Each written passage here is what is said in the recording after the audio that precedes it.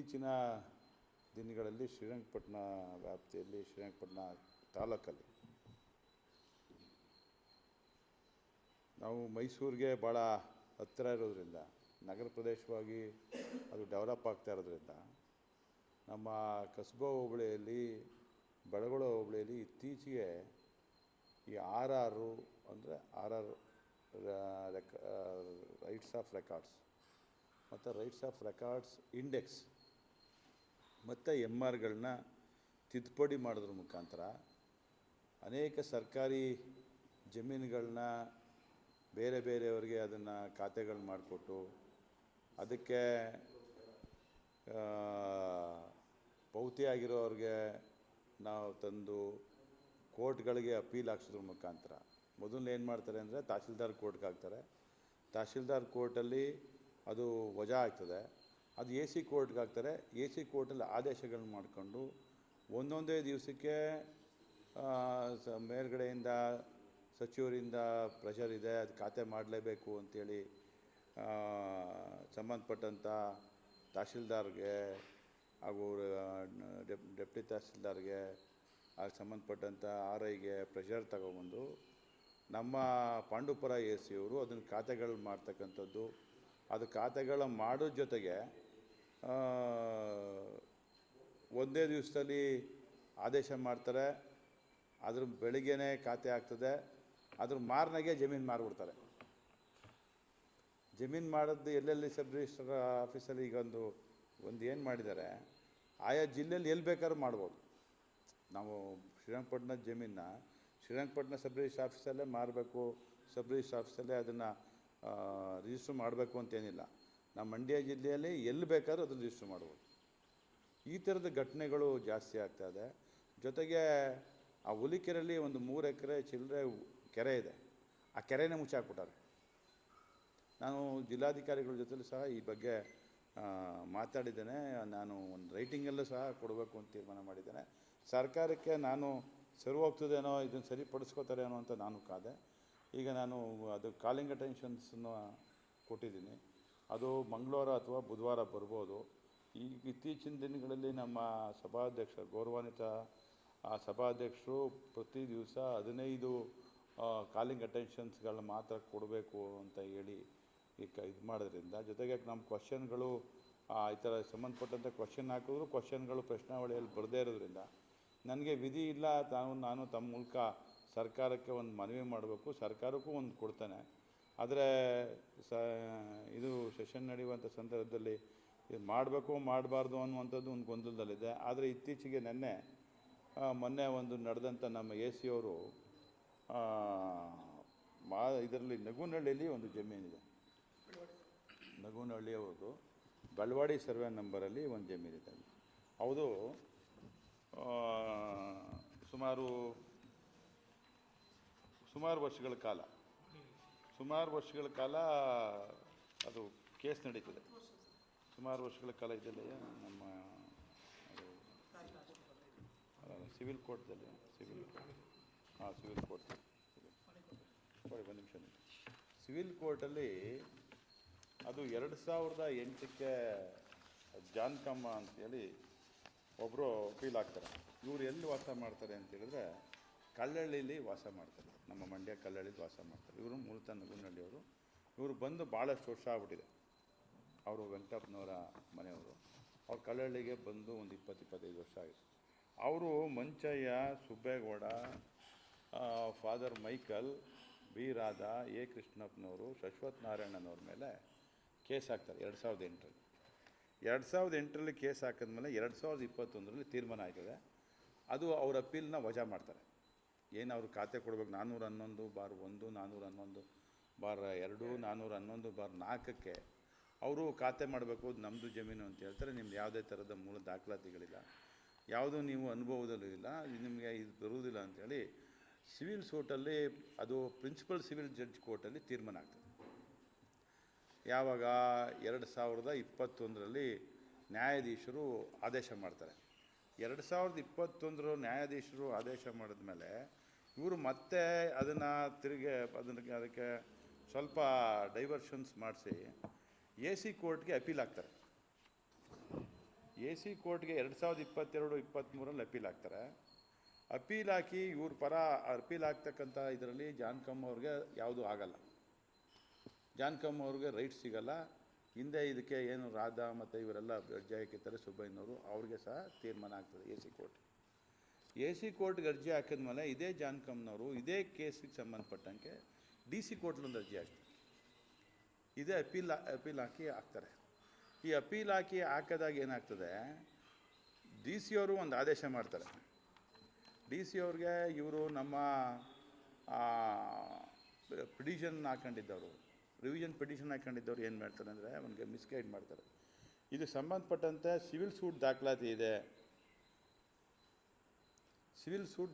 ಇದೆ ಅನ್ನುವಂಥ ಮಾಹಿತಿ ಕೊಡ್ತಾರೆ. ಭಾಗಶಃ ರಿವಿಷನ್ ಪಿಟಿಷನ್ನ ಅಕ್ಸೆಪ್ಟ್ ಮಾಡ್ತಾರೆ.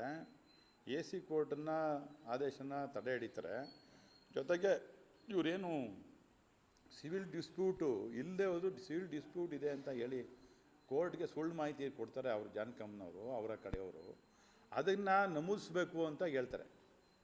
ಏನು ಹೇಳ್ತಾರೆ, ಕರ್ನಾಟಕ ಭೂ ಕಂದಾಯ ಕಾಯ್ದೆ 1964 ಕಲಂ 133 ಪ್ರಕಾರ ಯಥಾಸ್ಥಿತಿ ಮುಂದುವರಿಸಿ ಸಂಬಂಧಿಸಿದ ಕಂದಾಯ ದಾಖಲೆಗಳಲ್ಲಿ ಸಿವಿಲ್ ಕ್ರಮಾಂಕವನ್ನು ತಪ್ಪದೇ ನಮೂದು ಮಾಡಲು ತಹಶೀಲ್ದಾರ್ ಶ್ರೀರಂಗಪಟ್ಟಣರವರಿಗೆ ಆದೇಶಿಸಿದೆ.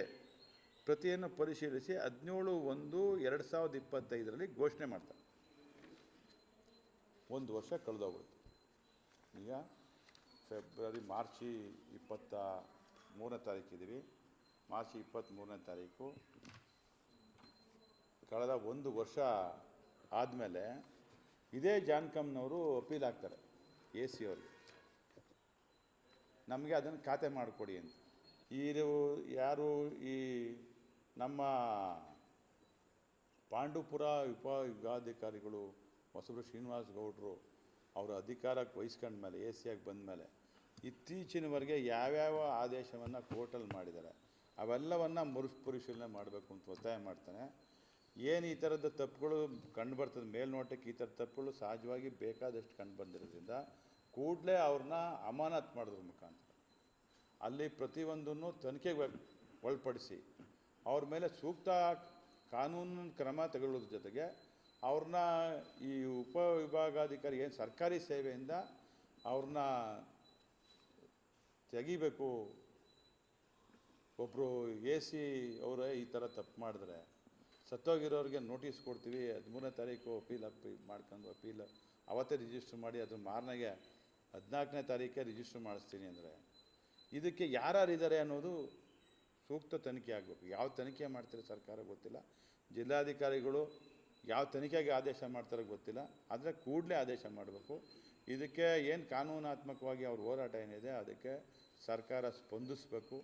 ಅದನ್ನು ಅವರ ಮನವಿಯನ್ನು ಮಾನವೀಯತೆ ದೃಷ್ಟಿಯಿಂದ ನೀವು ಪರಿಗಣಿಸಬೇಡಿ, ಕಾನೂನುಬದ್ಧವಾಗಿ ಅವ್ರ ಮನವಿಯನ್ನು ಪರಿಗಣಿಸಿ ನೀವು ಏನು ಈ ನೊಂದಿರ್ತಕ್ಕಂಥ ಜನಕ್ಕೆ ಅವ್ರಿಗೇನು ಇದನ್ನು ಮಾಡಿದ್ದಾರೆ, ಖಾತೆಗಳು ರಿಜಿಸ್ಟ್ರ್ ಮಾಡಿದ್ದಾರೆ, ಅದನ್ನು ಖಾತೆಗಳಾಗ್ದಂಗೆ ತಡೆ ಹಿಡಿದು ನಿಮ್ಮ ಕೋರ್ಟಲ್ಲಿ ನಿಮ್ಮ ಇದರಲ್ಲೇ ವ್ಯಾಪ್ತಿಯಲ್ಲೇ ನೀವು ಅದನ್ನು ಪರಿಶೀಲನೆ ಮಾಡಿ ಕೋರ್ಟ್ ಹಿಯರಿಂಗ್ ಮಾಡಿ ಸತ್ತೋಗಿರ್ತಕ್ಕಂಥ ಮಂಚಯ್ಯನವರು ಹಾಗೂ ಏನು ರಾಧಮ್ಮ ಅವ್ರು ಮತ್ತೊಬ್ಬರು ಇದ್ದಾರೆ 411/4, 411/2 ಇವ್ರು ಏನಿದ್ದಾರೆ ಅವ್ರಿಗೂ ಸಹ ನ್ಯಾಯ ದೊರಕಿಸ್ಕೊಡ್ತಕ್ಕಂಥ ಕೆಲಸ ಮಾಡಬೇಕು. ಜಾನ್ಕಮ್ ಅವ್ರ ಆಸ್ತಿ ಇದ್ದರೆ ನಮ್ಮದೇನು ತೊಂದರೆ ಇಲ್ಲ, ಅವ್ರಿಗೂ ಕೊಡಿ.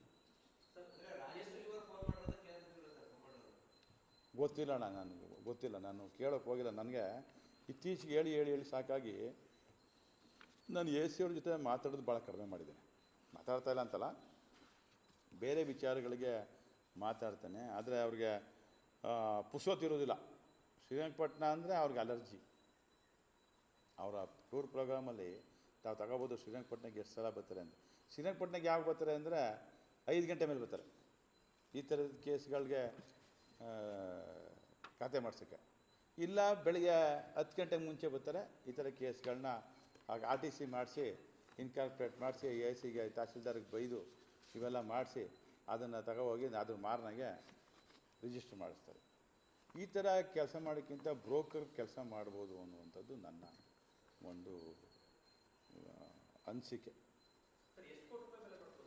ಸುಮಾರು ಇದು 2-2.5 ಕೋಟಿ ರೂಪಾಯಿ ಬೆಲೆ ಬಾಳ್ತದೆ. ಈಗ ಒಂದು ಎಕರೆ 17 ಕುಂಟೆ.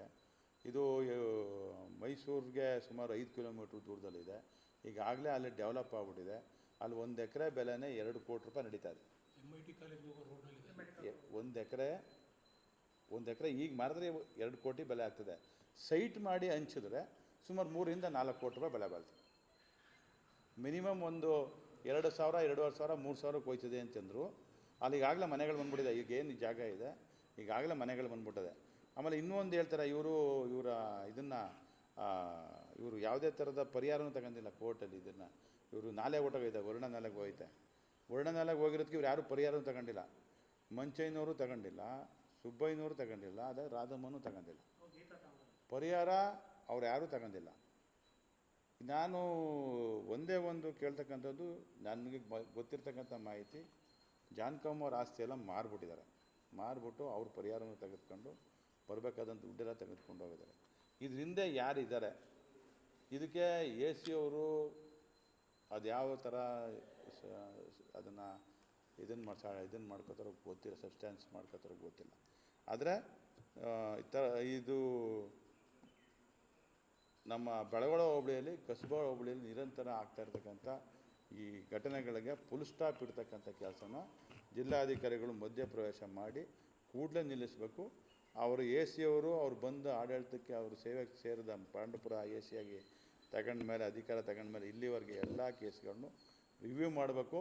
ರಿವ್ಯೂ ಮಾಡಿ ಒಂದು ನ್ಯಾಯ ಬಡವರಿಗೆ ಯಾರಿಗೆ ತೊಂದರೆ ಆಗಿದೆ ಅವ್ರಿಗೆ ನ್ಯಾಯ ದೊರಕಿಸ್ಕೊಡ್ಬೇಕು ಅಂತೇಳಿ ತಮ್ಮ ಮೂಲಕ ವಿನಂತಿ ಮಾಡ್ತಾನೆ, ಪ್ರಾರ್ಥನೆ ಮಾಡ್ತಾನೆ. AC ಅವರು 13ನೇ ತಾರೀಕು ಆಯ್ತು, 14ರಿಂದ 18ರವರೆಗೆ ಅವರು ಡೆಲ್ಲಿಗೆ ಹೋಗಿದ್ದಾರೆ. ಆಯ್ತು ಬಿಡೋಣ, ಅದೆಲ್ಲ ಬೇಡ.